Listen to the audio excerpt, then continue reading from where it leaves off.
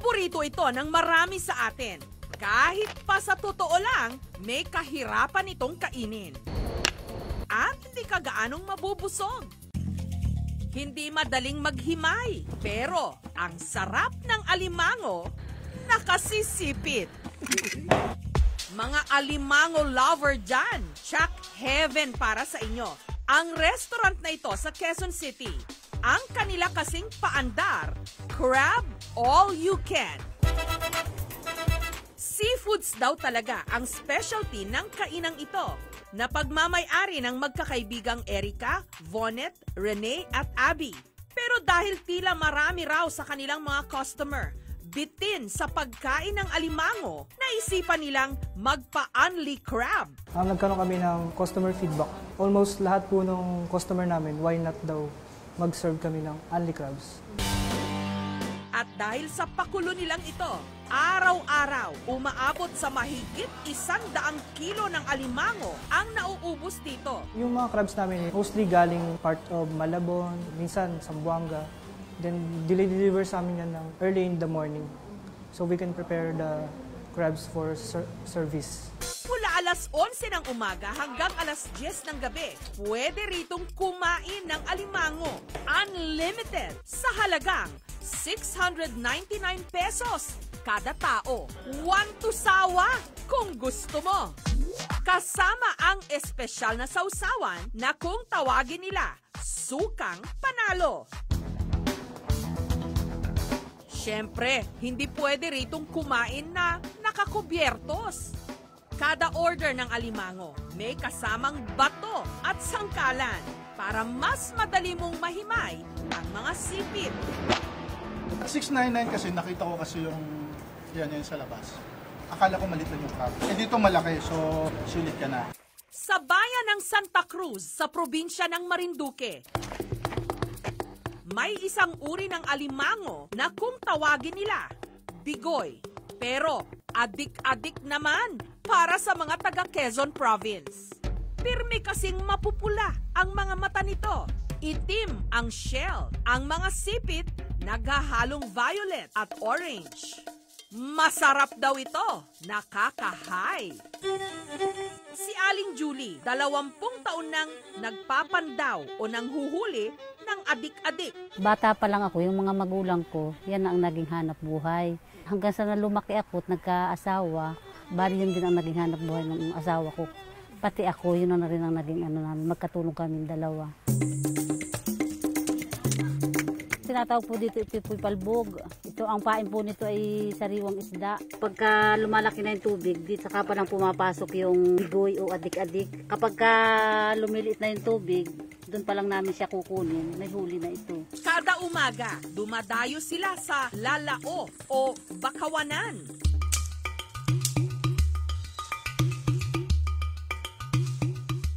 Pagkatapos kumain umangang palbog, babalikan ko yan makalipas ang 5 oras. Kapag low tide na, kukunin na natin ang palbog.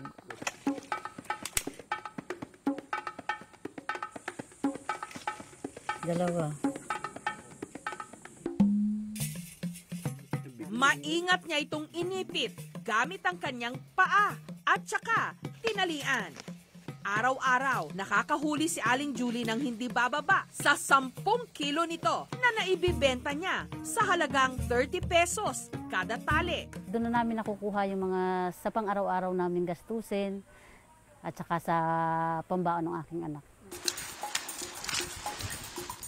Ang paborito nilang luto rito, sinilihang adik-adik. Pinakuluan muna ni Julie ang mga alimango. Tsaka hinango nung namula-mula na ito.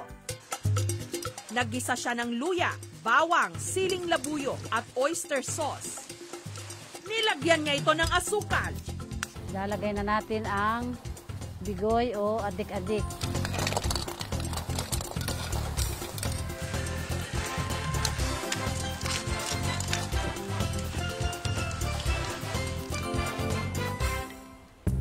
Nanunuot ang tamis at anghang. The best, papakin!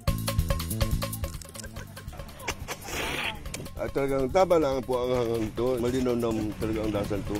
Kakaadik ito sa sarap. Pero kung gusto nyo itong ulamin, pwede raw dagdagan ng gata. Lagyan natin ng bigoy. Para mas masarap, purong gata ang gamitin.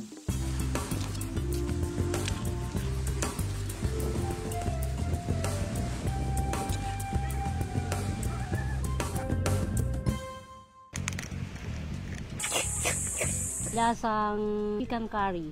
Lang yummy. Yun, yan taba. Sarap.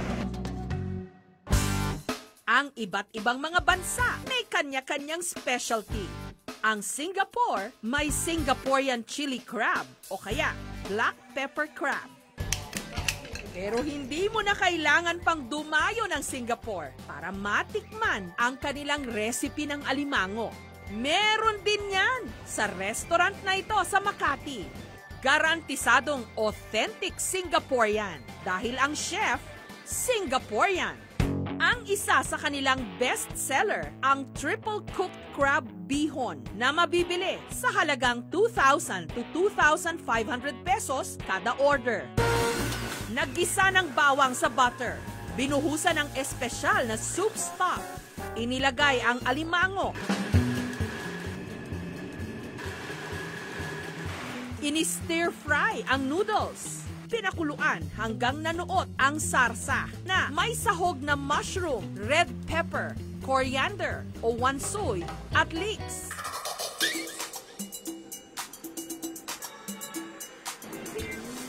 Balanse yung flavors niya. Tender yung crab.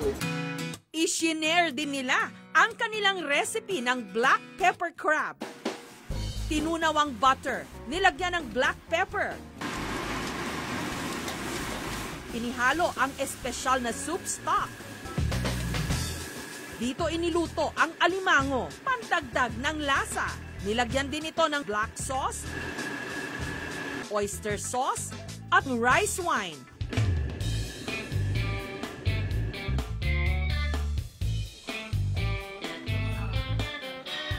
Maanghang siya, juicy, tapos nanonood po sa laman. Sa mga gusto ng alimango pero ayaw maghimay, mga kabitenyo na raw ang bahala sa inyo. Ang kanila kasing recipe ng relyenong alimasag sa talukab, hindi nyo na kailangan pang himayin. Ini-steam ang alimasag.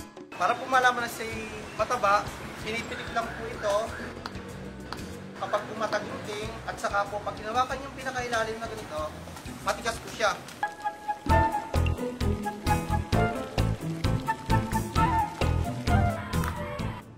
Tinanggal ang laman, alige, at ang laman ng mga sipit nito.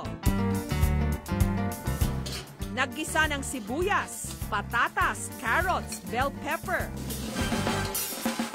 Hinimay na alimasag. Ilalagay po natin ang pamintang puti. At onion leeks. Nung lumamig ito, nilagyan ng itlog. Ang mixture, ibinalik sa talukab o shell ng alimasag at nilagyan ng breadcrumbs.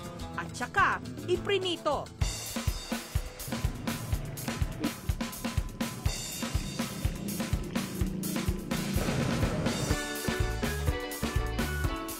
Mas masarap kapag pinartneran ito ng peanut garlic sauce o sweet and sour sauce. Malinamnam siya, malasang-malasa yung alimasag, then madali lang siyang kainin kasi hindi ka na maghihinay. Pahirap ang hulihin. Masarap naman kainin. Siguradong mapapakanta kayo ng tong-tong-tong, pakitong-kitong. Yun, yan taba. Sarap.